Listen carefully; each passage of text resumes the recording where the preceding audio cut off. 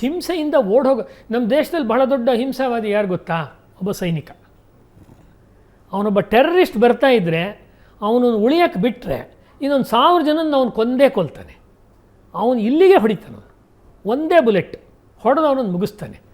Waste ಮಾಡಲ್ಲ ಅವ್ನು ಗೌರ್ಮೆಂಟಿಂದು ಬುಲೆಟನ್ನು, ಒಂದೇ ಬುಲೆಟ್ಟು. ಯಾಕೆ ಅಂದರೆ ಅದರಿಂದ ಹಳ್ಳೀಲಿ ಇನ್ನೆಲ್ಲರೂ ನೆಮ್ಮದಿಯಾಗಿ ಸ್ಕೂಲ್ಗೆ ಹೋಗ್ತಾರೆ. ಯಾವುದೇ ಜಾತಿಯವರು ಹಾಕೊಳ್ಳಿ, ಅವ್ರು ಕೃಷಿ ಮಾಡ್ತಾರೆ, ವ್ಯಾಪಾರ ಮಾಡ್ತಾರೆ. ನೀವು ಹೇಳಿದಂತೆ ಮಹಿಳೆಯರು, ಹುಡುಗಿಯರು ಬೇರೆ ಬೇರೆ ಸಮಯಗಳಲ್ಲಿ ರಸ್ತೆಗಳಲ್ಲಿ ಓಡಾಡೋಕ್ಕಾಗತ್ತೆ. ಅವ್ರಿಗೆ ಬೇಕಾದಂತೆ ಬಟ್ಟೆ ಉಡುಪುಗಳನ್ನು ಹಾಕ್ಕೊಂಡು ಸ್ವಚ್ಛವಾದ ಜೀವನವನ್ನು ಮಾಡೋಕ್ಕಾಗತ್ತೆ. ಇದಿದೆ ಅಲ್ವಾ, ಇದು ಗಾಂಧೀಜಿಯವರಿಗೆ ಗೊತ್ತಾಗಿರಲಿಲ್ಲ. ಅಂದರೆ ನಾನು ಅವ್ರನ್ನ ಅರ್ಥವಾಗದ ಆದರ್ಶ ಅಂತ ಹೇಳಲ್ಲ, ಅವಕಾಶವಾದಿ ಅಂತ ಕರಿತೀನಿ. ನಿಮ್ಗೆ ಇನ್ನೂ ಅಂಬೇಡ್ಕರ್ ಅವ್ರ ಮಾತು ಗೊತ್ತಿಲ್ಲ, ಟೆಲಿಕಾಸ್ಟ್ ಮಾಡೋಕ್ಕಾಗತ್ತೋ ಇಲ್ವೋ ಹೇಳ್ಬಿಡ್ತೀನಿ. ಅದೇನೆಂದರೆ ನಾನು ಅಧ್ಯಯನ ಮಾಡಿದ್ದು ಹೇಳ್ಬಿಡ್ತೀನಿ. Gandhiji has shown his fangs only to me ಅಂತ ಹೇಳಿದ್ದಾರೆ. ಅವರು ತಮ್ಮ ವಿಷದ ಹಲ್ಲುಗಳನ್ನು ನನಗೆ ಮಾತ್ರ ತೋರಿಸಿದ್ದಾರೆ. ಅಂಬೇಡ್ಕರ್ ಹೇಳಿರೋ ಮಾತಿದು. ಬೇರೆಯವ್ರ ಮುಂದೆ ಎಲ್ಲ ಅವರು ಬೇಕಾದಷ್ಟು ಅಹಿಂಸೆಯ ಮಾತುಗಳನ್ನು ಆಡಿದ್ದಾರೆ.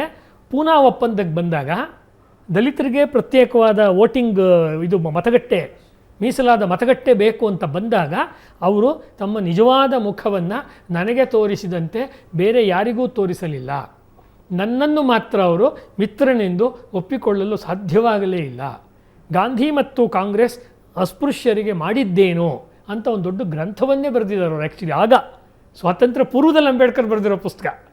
ಅಂದರೆ ಅಂಬೇಡ್ಕರ್ನ ಡೈಜೆಸ್ಟ್ ಮಾಡ್ಕೊಳ್ಳೋಕ್ಕಾಗಲಿಲ್ಲ ಅಂಥೇಳಿ ಅಪ್ರಾಪ್ರಿಯೇಟ್ ಮಾಡ್ಕೊಳ್ಳೋ ಕೆಲಸವನ್ನು ಮುಂದೆ ಬಂದ ಬೇರೆ ಬೇರೆ ರಾಜಕೀಯ ದಳಗಳವರು ಮಾಡ್ಕೊಳ್ತಾ ಹೋದರು. ಎಲ್ಲ ರಾಜಕೀಯ ದಳಗಳನ್ನು ಹೇಳ್ತಾ ಇದ್ದೀನಿ, ನಾನೇನು ಒಬ್ಬರನ್ನ ಅಂತ ನಾನು ಹೇಳ್ತಾ ಇಲ್ಲ. ಹೀಗಾಗ್ಬಿಟ್ಟು ಅಂಬೇಡ್ಕರ್ ಅವ್ರಿಗೆ ಇದ್ದಿದ್ದಂಥ ಶಕ್ತಿ ಏನಾಗಿತ್ತು ಅಂತ ಹೇಳಿದ್ರೆ ಇತಿಹಾಸವನ್ನು ಚೆನ್ನಾಗಿ ನೋಡಿದರು. ಇತಿಹಾಸವನ್ನು ನೀವು ಮಿಲ್ಟ್ರಿ ಹಿಸ್ಟ್ರಿ ಇಲ್ಲದೆ ಅರ್ಥ ಮಾಡ್ಕೊಳ್ಳೋಕ್ಕಾಗಲ್ಲ. ಸುಮ್ಮನೆ ಅಹಿಂಸೆ, ನಾನು ಜೈನ ಶಾಸ್ತ್ರದಲ್ಲೇ PhD ಮಾಡಿರೋದು, ನಾನು ಬೇಕಾದಷ್ಟು ಅಹಿಂಸೆ ಬಗ್ಗೆ 4 ಗಂಟೆ ಭಾಷಣ ಮಾಡಬಲ್ಲೆ. ಆದರೆ ಜೀವನ ಮಾಡಬೇಕಾದ್ರೆ ಜೀವನ ಸಂಘರ್ಷದಿಂದನೇ ಕೂಡಿರೋದು. ಸಂಘರ್ಷ ಇಲ್ಲದೆ ಜೀವನ ಇಲ್ಲ. ಆ ಸಂಘರ್ಷದಲ್ಲಿ ಒಂದು ಮಾನವೀಯ ಗುಣವನ್ನು ನಾವು ಇಟ್ಕೋಬೋದು. ಯಾವಾಗ ಎದುರಾಳಿಯೂ ಕೂಡ ನಿಮ್ಮ ಮಾನವೀಯತೆಯನ್ನು ಒಪ್ಪುವಂತೆ ಇದ್ದರೆ.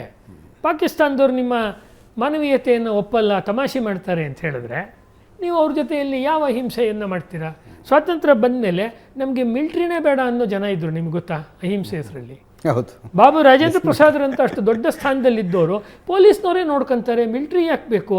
ಮಿಲ್ಟ್ರಿ ಯಾಕೆ ಬೇಕು? ನಾನು ಹೇಳ್ತೀನಿ ಹೋಮ್ ಗಾರ್ಡ್ಸೇ ನೋಡ್ಕೊತಾರೆ ಅಂತ. ಹಂಗಾಗಲ್ಲ. ನಮಗೆ ಇಷ್ಟೆಲ್ಲ ರಕ್ಷಣಾ ವ್ಯವಸ್ಥೆ ಇದ್ದು ನಾನು ಆವಾಗ ಒಂದು ಮಾತನ್ನು ಹೇಳ್ತಿರ್ತೀನಿ. ಇದು ಲಾಜಿಕ್ ಹೆಂಗಿದೆ ಅಂದರೆ, ನಾನು ಹಾವನ್ನು ಕಚ್ಚುವುದಿಲ್ಲ, ಅದರಿಂದ ಹಾವು ಕೂಡ ನನ್ನನ್ನು ಕಚ್ಚೋದಿಲ್ಲ ಅನ್ನೋ ನಂಬಿಕೆ ಇದೆಯಲ್ಲ.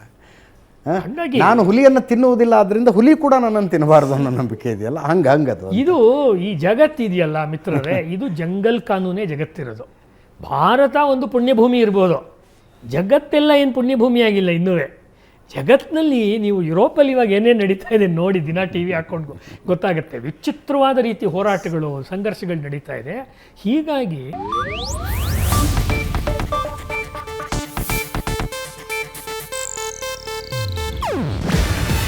ಇದು ಏಷ್ಯಾನೆಟ್ ನ್ಯೂಸ್ ನೆಟ್ವರ್ಕ್ ಪ್ರಸ್ತುತಿ. ನೀವು ನೋಡ್ತಿದ್ದೀರಾ ಏಷ್ಯಾನೆಟ್ ಸುವರ್ಣ ನ್ಯೂಸ್.